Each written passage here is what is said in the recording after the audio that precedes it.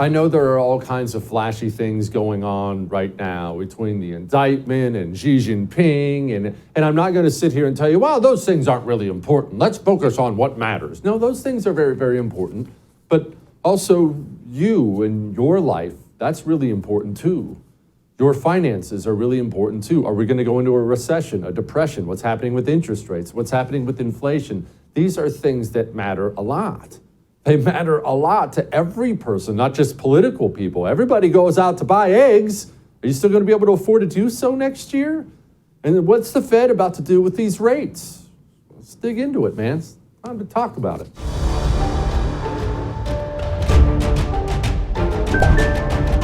So what is going to happen?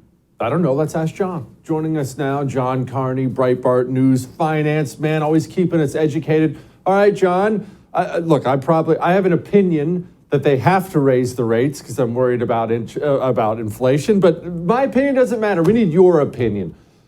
Are they going to raise the rates? Are they going to drop the rates? Are they going to leave it where it is? What's coming tomorrow, John?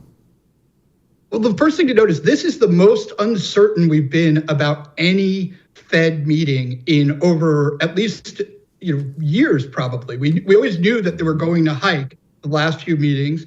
This time, not only do we not know how much they're going to hike by, we don't know if they're going to hike at all. They may just pause, or some people have urged them to cut rates. I think the cutting rates is off the table. I don't expect that to happen.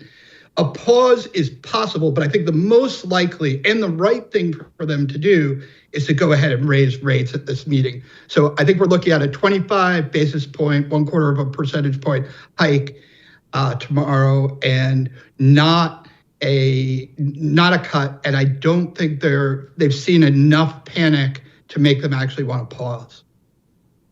Okay, I agree with you that I think it's the right thing to do, but there are a lot of people out there very concerned, understandably, about interest rates going up. Can you explain to those people why it's a good thing that interest rates go up?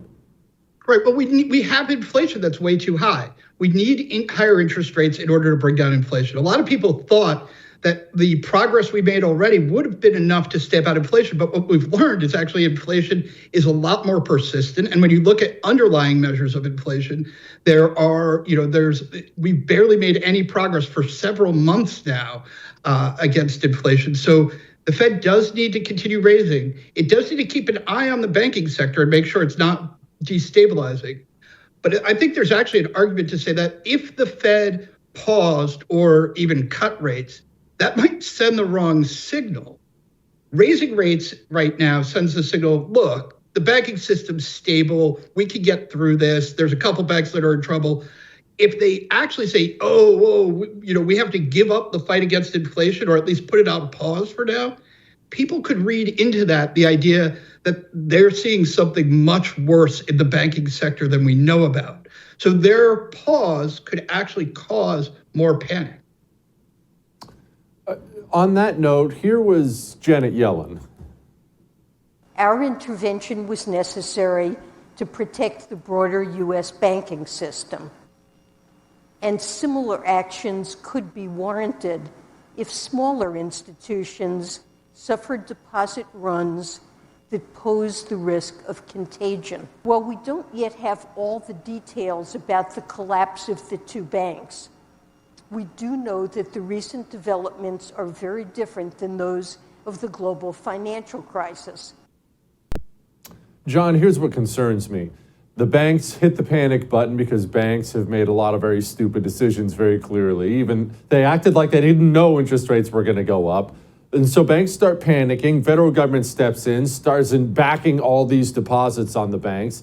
And off this panic, is the Fed now going to not raise rates enough because the banks hit the panic? It seems like a damned if we do, damned if we don't situation right here, made worse by the Fed bailouts and the dumbness of the banks. Yeah, no, that's right. The dumbness of the banks is threatening to saddle us with inflation for longer if the Fed has to back away from this. I actually don't think that would work, by the way, because higher inflation also pushes down the value of the long-term bonds these banks hold. So even if the Fed attempted to say, okay, we can't raise rates because it's hurting the securities portfolios of the banks, I don't think that works. I think then you get higher inflation expectations, which pushes down the values of those bonds even more. And so the Fed should keep on going.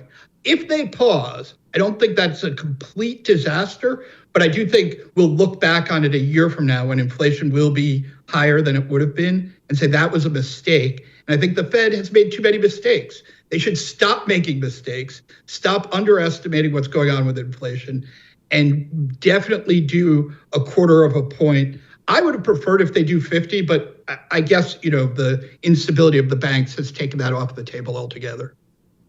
Okay, so the best we can hope for is a quarter of a point. Now, I'm asking this not as some idiot on TV, just as an American citizen. Is the value of my dollar going to continue to go down for the foreseeable future? And if so, how long are we talking here, John? 10 years from now, is my dollar going to be worth even less than it is today? Is this a year? When are we going to stop this? Remember, it never stops. The dollar is always worth less year after year. The question is, how fast does the dollar lose its value? Right now, we're losing value at about 7 cents on the dollar a year. That's way too fast. So the question is, how long does the too fast last? And the answer is probably at least another year, that we're not going to bring inflation down to what the Fed looks as a desirable level of inflation, 2%, until sometime in 2024 at best. John, to ask a really stupid question, but one I really genuinely want to know, why is it written down? Why is it a thing that the value of my dollar has to go down at all? Is that just basic economics? So I can never be in a financial situation, an economic system where the value of my money goes up? Yeah, you know what? This is a controversial opinion, but it's pretty much agreed to by all the central banks in the world that you should have around 2% inflation. The idea has to do with some economic ideas about how growth really works. I'm not sure those theories are right. I share with you some skepticism about the fact that our central bank should always be aiming for sub-inflation. But look, on the side of the inflationists, when we had very low inflation after the financial crisis of 2008, we actually had very low employment growth and persistently high unemployment. So maybe we do need some inflation to keep things going. I'm not sure why that would be, frankly, but that's how, the 10 years previous to our pandemic support their argument in this case.